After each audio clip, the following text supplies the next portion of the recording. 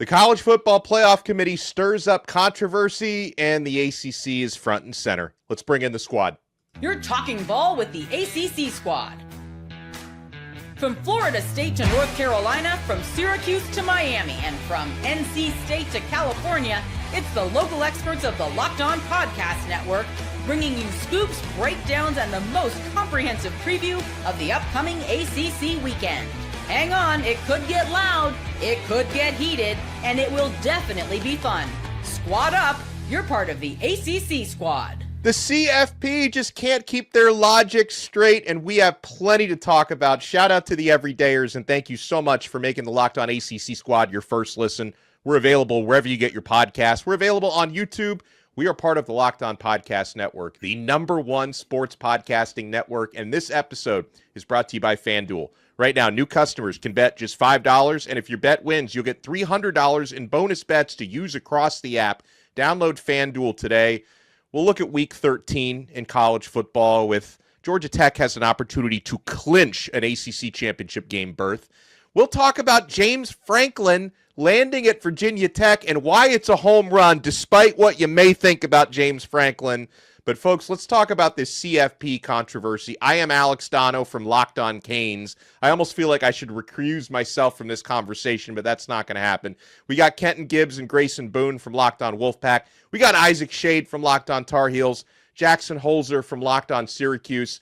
So there's also points of inconsistencies, fellas, with what the new committee chair, Yurachek, is saying about, Virginia. Why Virginia? They get penalized for a loss to Louisville that now looks worse because Louisville's no longer ranked, but yet BYU does not get penalized, Virginia, that was a win over Louisville, excuse me. Meanwhile, Oregon has a win over Penn State that still looks great to the committee because of Penn State's preseason ranking, even though that team is completely tanked. And then you've got the Miami situation. And let me, Kenton Gibbs, I'll let you buy the first round on this one. Miami is ranked 5 spots behind the Notre Dame, 4 spots behind the Notre Dame Fighting Irish, despite the head-to-head win. Similar strength of record, similar strength of schedule, and yet, the committee feels Notre Dame is that much more impressive. See, Dono, you're doing this all wrong. You're doing this by on-the-field logic. Who won football games? Who lost football? Hush, winch, man. Nobody cares about that stuff. Who is Oregon's most famous living alum? Phil Knight. Phil Knight, by a mile, right?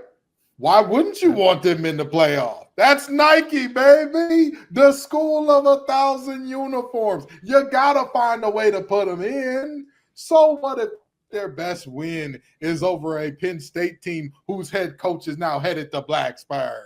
What is that? Hey, Miami beat Notre Dame. I'm sorry. Does Miami have an exclusive TV deal with anybody? Is Miami exclusively covered by one channel?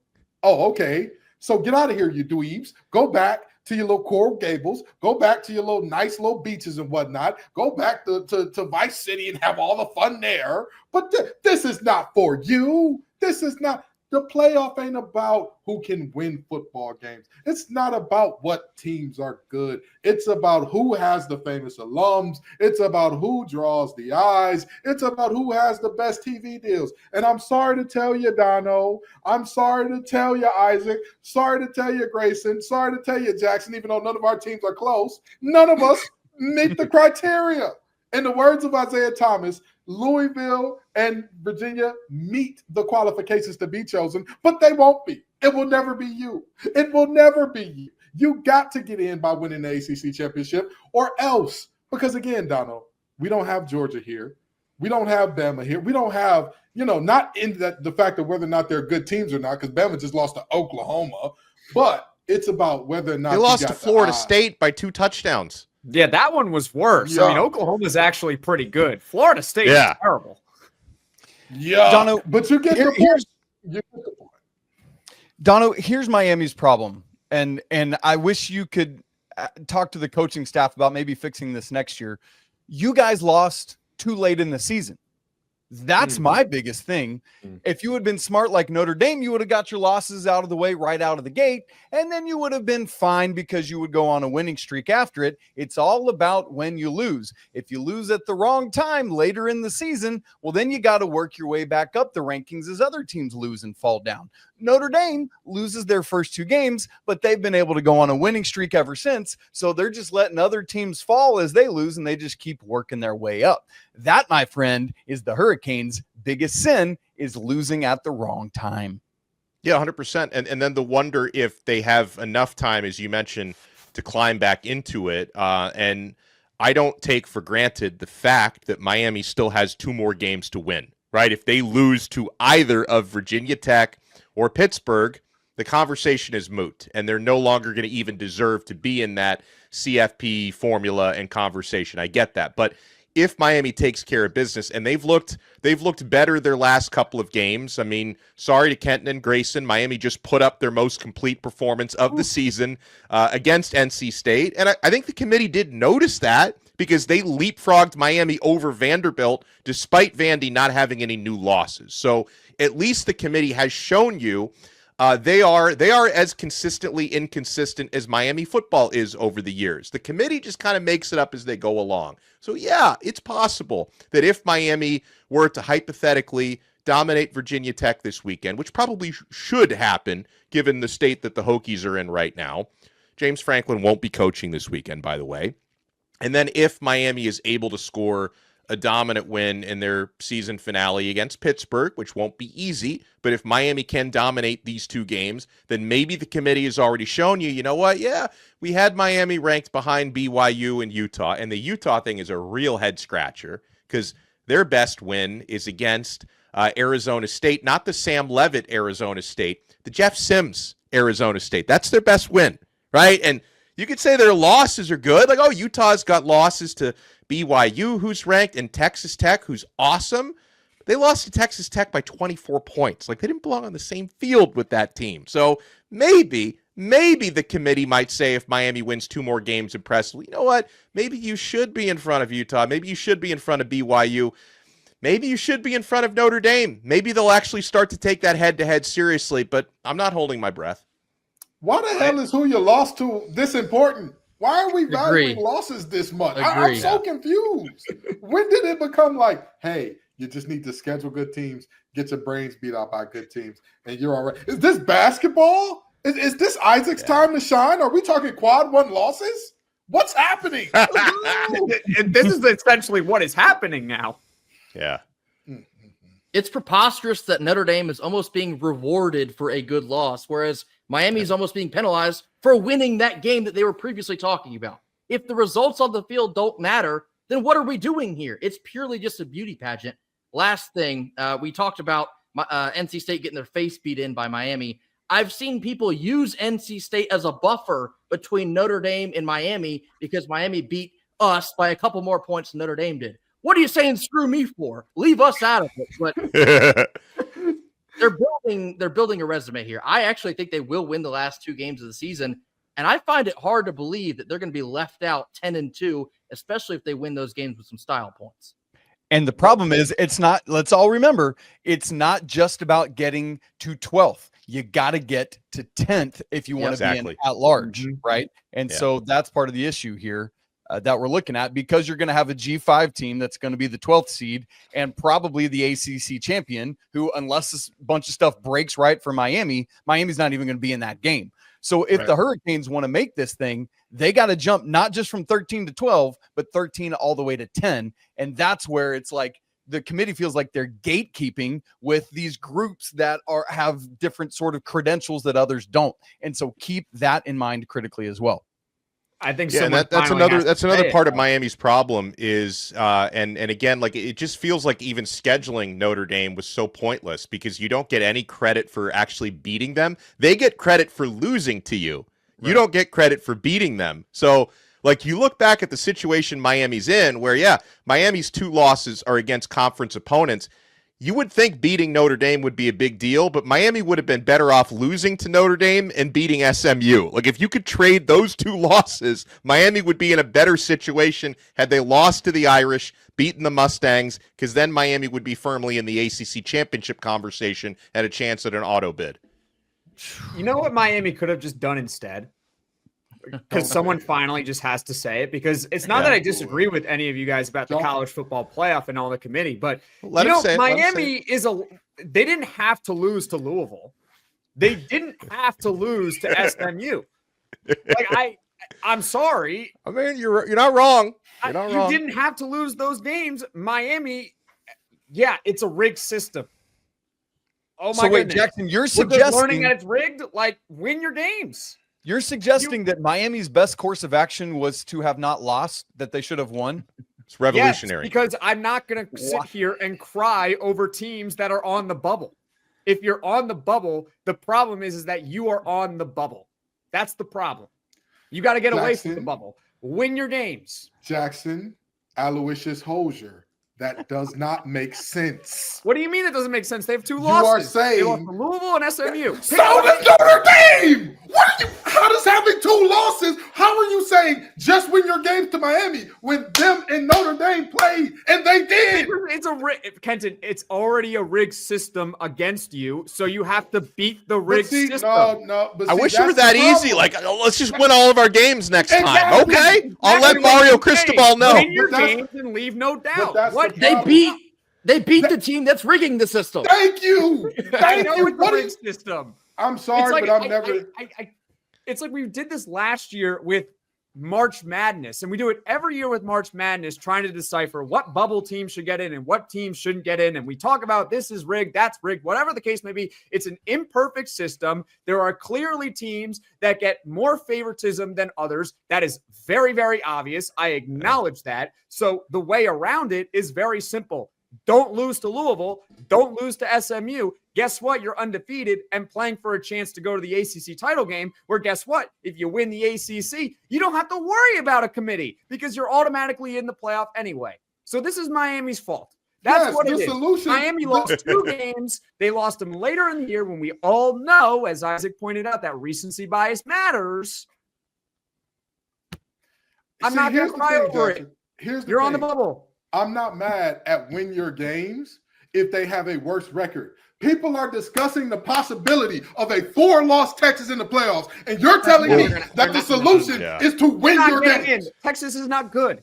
They're not getting in. I agree that they shouldn't get in. But guess what, Jackson? You're talking about an imperfect system that we know is rigged, and guess who had their own damn network? Along with Notre Dame, the Longhorn Network. Guess who has the biggest fan base? And you can't even name the most famous Texas fan, because even if you say Matthew McConaughey, there's a bunch of other very famous and rich people who are Texas fans. This is ridiculous. Miami wouldn't draw ratings in a college football playoff now. Not Texas ratings. Maybe not Texas, but they wouldn't draw ratings either. Not Texas ratings, not Notre Dame ratings either. Okay, but are they drawing more than BYU and Utah? Yes, but here's the thing. I can explain that to you. The reason why the committee has BYU and Utah in front of Miami is they need to create the buffer between Miami and Notre Dame, because the committee has said it. Their logic, the way that they grade teams is they grade them 3 at a time. They have comparative pools. And so what the committee said was, well, we can't count Miami's head-to-head against Notre Dame because they're separated by too many spots. They're not in the same comparative pool. Well, how do you make sure they're separated by more than 2 spots? You rank BYU and Utah in front of them. And it feels like one of the things the committee... I understand that the college football committee is just ridiculous, but my counter to it is very simple. If they had not lost to Louisville, had they not lost to SMU, they're not having this conversation. We weren't having the conversation about Miami last year with the college football playoff up until they lost the final game of the season, because they had 1 loss in the regular season and they were firmly in the college football playoff. It's that simple. If you have only 1 loss at this point of the year and you're in the ACC and you are the Miami Hurricanes, you would be safely in the college football playoff right now. You wouldn't have anything to worry about as long as you won out in the regular season. But you have 2 losses, You are in the ACC. We already know the ACC is not going to get a single ounce of favoritism by the committee. So that's instead the of complaining problem, about though. it, Like you're saying that as if that's okay.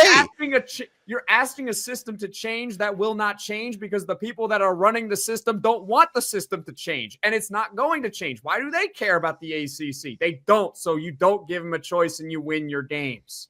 Brother, the ACC is in an abusive relationship with the committee, and so we should just get out of it. Your idea is just cook better food. That's not gonna work. It's not how it works. Everybody should just go undefeated, and that way we'd have a bunch of teams. Meanwhile, we're watching other conferences have 4 lost teams that people are discussing Texas being right in. now is ranked 17. They are not getting in the college football playoff. They are not going to leapfrog that many spots now in the playoff. But you know what's funny? Everybody's saying if they beat Texas A&M, they got to be in.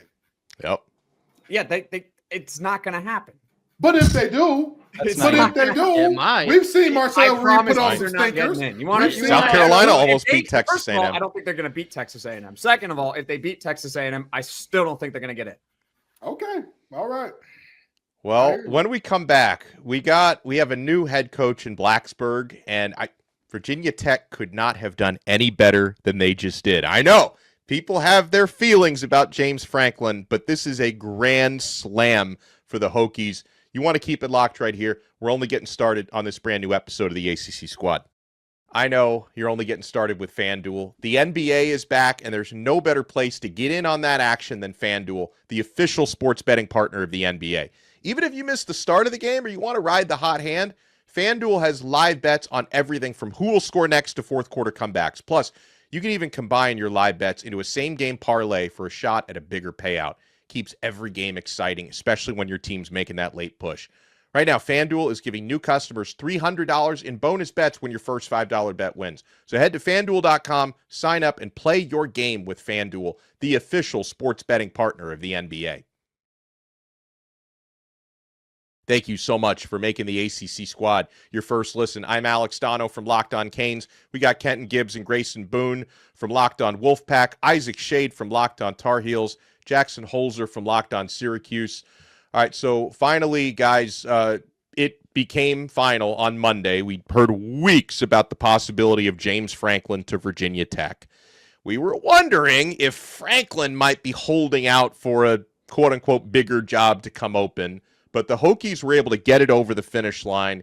And first and foremost, guys, I'm a big recruiting nerd, and that's an area. James Franklin is not only a hell of a recruiter, but he's a hell of a recruiter in that area, the DMV area. He's got a great track record there. So geographically right away, James Franklin, who's a proven program builder, like he made the standards so high at Penn State that they're able to fire the guy 1 year removed from a Final Four college football playoff appearance because he was no longer meeting the standard that he created at Penn State after all the scandals and the fall from grace that program had. So I'll let Jackson buy the first round on this one because, you know, Franklin may not be a perfect college football head coach, but given where Virginia Tech's program is right now, they could not have done any better than this.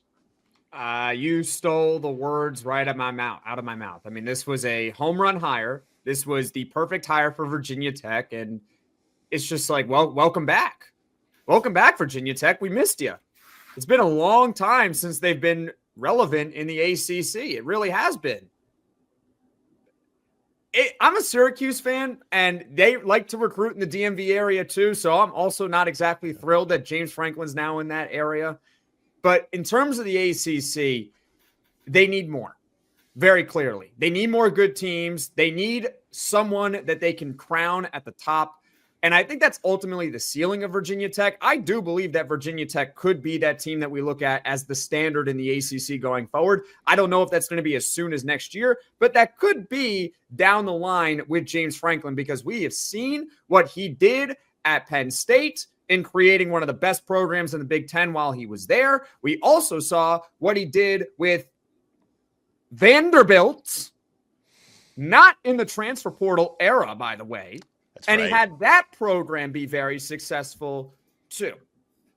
He's a great recruiter. He is a really good coach. He has his flaws. He's got a well-earned reputation of not being able to win the big game. But that being said, Virginia Tech hasn't played in a lot of big games in a while because you got to be good to play in those big games. And he is someone that can definitely elevate the floor of Virginia Tech. And he also gives them a ceiling of maybe being able to compete for college football playoff appearances year in and year out. This is a home run hire. Yeah, I couldn't agree more. Home run hire. And, I think that his inability to win big games is greatly overstated. Again, pull up any coach's record against the top 10. Who's crushing it against the top 10? Georgia? Bama? That's it. That's about it. Jeff Brom. Jeff Brom. Jeff Brom. Of course, but don't ask his record against Kentucky. I'm joking. He does just fine against Kentucky. But the reality of this thing is, I honestly don't think that this was a slam dunk hire for Virginia Tech. I think that he would have been a slam dunk hire wherever. I don't think there's a single job available right now where I would say you're going to do better than James Franklin. I'm going to look back at this hire, and I feel like I knew coming in you would do better than James Franklin. Now, are there people who potentially have a ceiling over James Franklin? Absolutely. You look at Summerall and you say he could have a ceiling that's higher than James Franklin. Absolutely. You say he could, but you also are going up against the fact that he is unproven as a Power 4 head coach. That's right. Just a fact. That's just a fact. You go in and say, some of these coordinators could be really big names. They can be really good guys. Sure.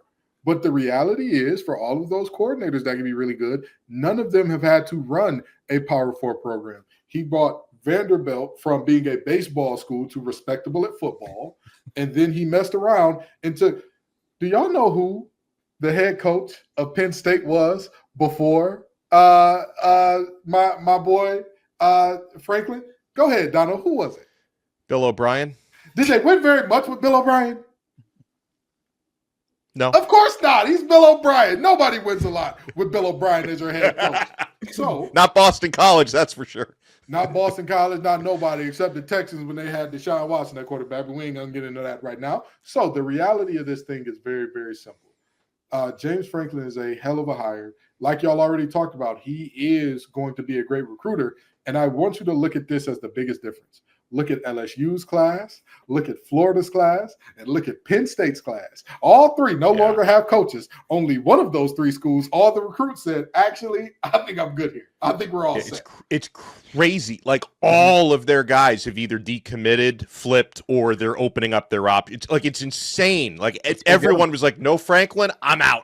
Yep. Again, let's go get them. Penn State is about to go through their Nebraska after Bo Pelini era. They just they didn't know it. They thought that they were still that girl. You're not anymore, honey. It's not the 80s. The updos are out. It's not that time anymore. Joe Paul, God rest his soul. He ain't walking through that door, but I digress. 3 quick things.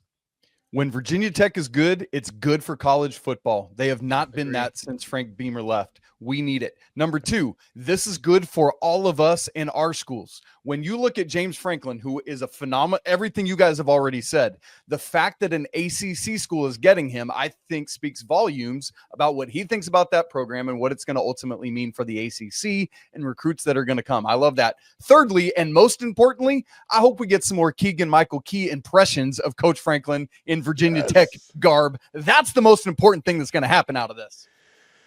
I think the last thing that hasn't been mentioned up until this point, Virginia Tech a couple weeks ago also announced they're dumping like $230 million into their athletic program, and you have to figure the football program is probably get the massive portion of that pie.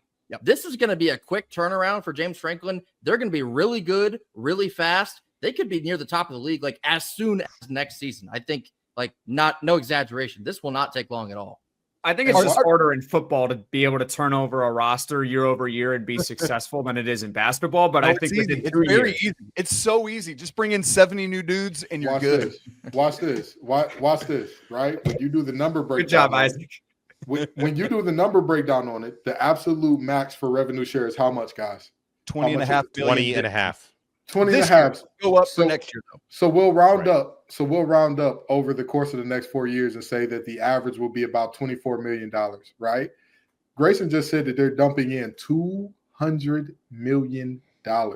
So even after hitting max salary allowance or max revenue share, rather, I'm sorry, not salary allowance, because they're amateurs. max revenue sharing, you still have $30 million left over. I mean, this is something unlike anything that I think we've seen in recent history, because so many other teams around the country are bleeding out money. With all due respect to Florida State, that's a job that's probably going to be open, and they've had to pay for reconstruction of their field. They're about to have to pay for a massive buyout. They've got a lot to pay, and meanwhile, Virginia's like, hey, we like those guys in Blacksburg. Let's give them some money. It's a really good time to be a Hokie fan. Well, it's a good time to be an ACC fan, despite all the chaos in the conference. But we've got a big matchup coming up this weekend, guys, between Georgia Tech and Pitt. It's an ACC Championship Game eliminator. We'll tell you who wins when we come back. You want to keep it locked right here to the ACC Squad. Thank you so much for making us your first listen. We're so proud to be a part of this Locked On Podcast Network. We recently became number one sports podcast network, and I'm happy that all five of us on the screen, have played our part in that, but it's really about the everydayers. It's about you guys who tune into our shows each and every day, whether it's Locked On Tar Heels with Isaac, whether it's Locked On Wolfpack with Kenton and Grayson, Locked On Syracuse with Jackson, Locked On Canes with me. We appreciate the support that you guys give to us. Now, fellas, this coming Saturday, 7 p.m., good prime time slot on ESPN. 16th ranked Georgia Tech is going to be hosting Pitt. I think the fact that Georgia Tech is only favored by 2.5 at home tells you how close the odds makers and the betting public think this one is going to be. Now, Georgia Tech can clinch their spot in the ACC Championship Game with a win. If Pittsburgh wins, they still need a little bit of help, but if they lose, they're eliminated. So this is an ACC Championship Game eliminator. Georgia Tech can seal their deal this weekend. Both teams have had recent down performances. Pitt, they wanted to lose by Notre Dame to 100 so Narduzzi could focus on the conference games. Here you are. This is the conference game you are focusing on. So who do you think wins this weekend and why? And whoever wants to buy the first round, by all means. Grayson, I'll go first. I'll go first because I made this pick 2 weeks prior to right now, and I'm not coming off of it. I think Pitt's going to win this football game. And I'll tell you one thing even further. If you want a general idea of how I think this game will go, watch the Georgia Tech NC State game. I think it's going to be high scoring. Georgia Tech has shown they can't stop anyone, not even Boston College last weekend. Narduzzi, he's been hiding those cards up his sleeve. Now's the time, brother. If you're going to get blown out by Notre Dame but focus on the ACC games, now's your time. I think Pitt's going to get this done. They're going to knock Georgia Tech out, and SMU's going to beat Louisville, and SMU's going to rise up to Charlotte. Ooh. My brother and Jim Valvano on this. No, that ain't happening. Let me tell you why. Let me tell you why. Pitt has upset the football gods. They've upset them. You know why? This thought of, we could get beat by 100. We just need to figure it out. Anytime teams do stuff like that when they need help, it always turns out that one of the funny things happens. So they may win this game because I do think that the Sharks had the worst week I've ever seen from them as a linebacking core. Yeah. I mean, there were multiple plays where Kyle Lewis is right there and Jeremiah Love makes him look like, hey, this guy ain't playing in the NFL. He needs to go learn some accounting. He needs to learn some enterprise rental car real quick. But I do think that they'll be better. They'll pick you up. Yeah, they will. They will. And I'm going to tell you. Put you down, too. I was just about to say, Kyle Lewis picked people up and put them down, except last week. He said, I'm good. I'm Montaleo doing all the putting you down I need. So with that in mind, I think that Pitt has a shot in this game because they stopped the run well. That's what Georgia Tech does best. If you force Georgia Tech to throw the ball, that's where things get a little bit dicey for them. But I think the biggest thing is that instilling of a loser's mentality, that instilling of like, we could lose by 30. This is fine with us. That never bodes well for a team, especially not late in the season. So I'm picking Georgia Tech solely because the pride of the ACC is hanging in the balance here. You can't let Pitt win. Well, and even if Pitt wins this weekend, they would still need to beat Miami to get to the ACC Championship game. So it's not, depending on which Miami shows up, you never know, but it may not be the easiest route for them. But I think Pitt wins this weekend, guys, and there could be some recency bias here, but based on recent results, Georgia Tech's defense is getting worse every week.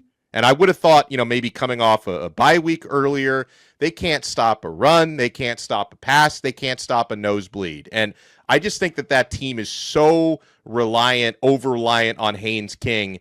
Maybe Haynes could have such a brilliant game that he can outscore Pitt single-handedly. He's done stuff like that before, but I just think Georgia Tech's defense is too much of a liability right now. I think Pitt is going to have enough with Desmond Reed, especially, to exploit that and probably win this game on the road. Yeah, you want to be trending up this time of year? I tell you what, boys, the Yellow Jackets are going in the complete wrong direction. They've been somehow sneaking them out, but it doesn't matter. But here's the other thing. All eyes in both Coral Gables and in Durham are going to be on Dallas, Texas as well, because that's a critical game, right? We've got two other one-loss teams outside of Georgia Tech and Pitt. Virginia's off this week, but SMU's hosting Louisville. I'm curious if Louisville is we're kind of done, or are they look, we might not make this ACC championship, but let's go spoil things for the Mustangs. I'm really curious what's going to happen there. If we're going to get chaos, if Miami and or Duke have any hopes of making the ACC championship game, it's probably going to start with Louisville winning in Dallas on Saturday. It would not surprise me if Louisville won, just because Louisville is now out. Because Louisville's out. If Louisville was still in the race, I mean, they ain't win. I mean, trust me, they ain't winning. But they're out of the race. The pressure's off of them. Nobody expects anything from them anymore. We don't care if they win or lose. They might actually go ahead and steal that game against SMU. But regarding this matchup with Georgia Tech and Pitt, I think the matchups honestly favor Pitt. But Georgia Tech is at home. It's probably going to be a pretty emotional game. High stakes. And in that case, I like to usually favor the home team in this one. So I'm going to take Georgia Tech. Plus, as Kenton mentioned, the football gods should be against Pitt, but not necessarily the Pitt players. I don't blame the Pitt players. It's not their fault that their head coach has a loser mentality and a loser mindset. And I got to be honest with you, I would fire Pat Narduzzi. That's what I would do. You can't go to the media and say that this game just doesn't matter. I'm sorry, you can't do it. That's inexcusable. The only way that I can forgive it is if Pitt does go to the ACC title game, they win out, and then they go to the college football playoff. Then, Pat Narduzzi, you are forgiven. But in the meantime, he deserves nothing but losses. Give me Georgia Tech. Well, we appreciate everyone for making the squad your first listen and your first watch. Make sure you support this awesome network and check out our other shows. I host Locked On Canes and Locked On ACC with Kenton Gibbs and Jackson Holzer as well. Kenton also from Locked On Wolfpack, Jackson from Locked On Syracuse, Grayson from Locked On Wolfpack, and Isaac Shade, who not only hosts Locked On Tar Heel. Don Pitt. At the buzzer, we lost Dono. At the buzzer. I'll finish up what Dono was saying there. Yes, I hope in the college football playoff. Just so close, so close. They pulled the plug. But it's rigged. The Wi-Fi is rigging it.